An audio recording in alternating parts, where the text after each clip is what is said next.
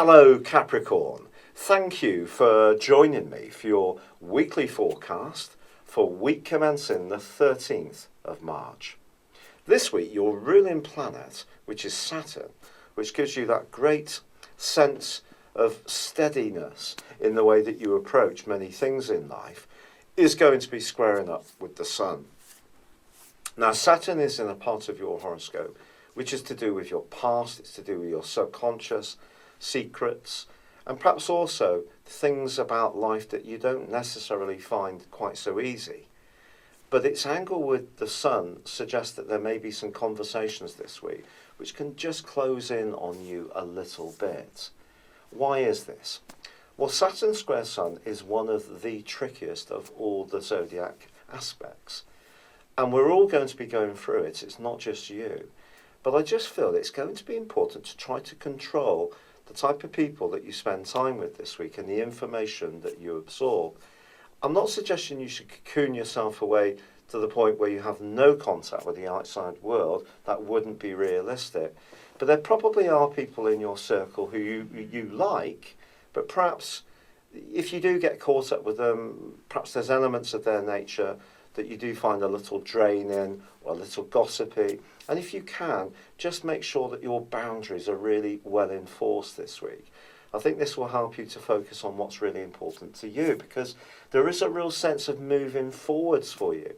A fabulous right angle between Jupiter and Pluto in your sign, if handled right, can launch you and continue to carry you forwards towards some big goals and ambitions. But I don't necessarily think this is the week to be putting too much emphasis in actually reaching the summit of whatever you're trying to do. See this week as being a period of preparation. Now Mars has moved into a great location for you, especially when it comes to dazzling people with your sense of humour, which is one of your greatest strengths. And over the next 6 weeks, your personality power can be turned up to max, something to really go for.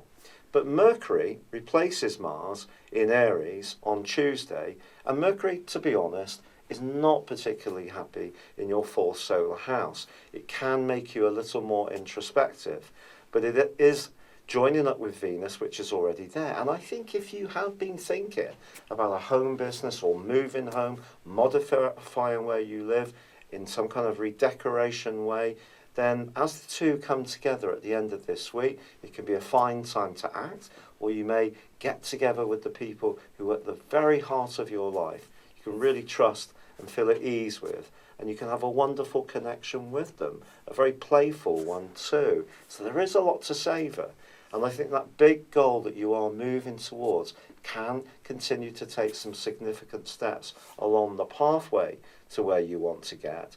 But Saturn being squared by the Sun is a toughie. It suggests there could be some obstacles, maybe a bit of self-doubt, maybe some of your own inner concerns could drift up into your consciousness. But stay resolutely positive, because at the start of next week, it is the start of the astral year. And for you, that's all going to be about security in a physical or emotional context.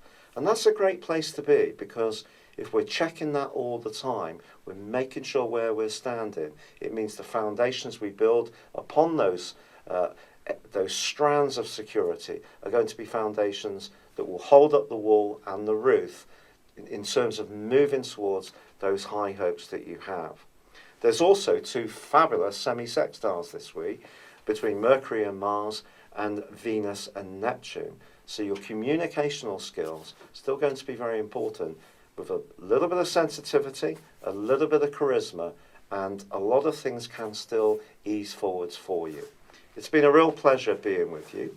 Thank you for joining me. Good luck, and goodbye for now.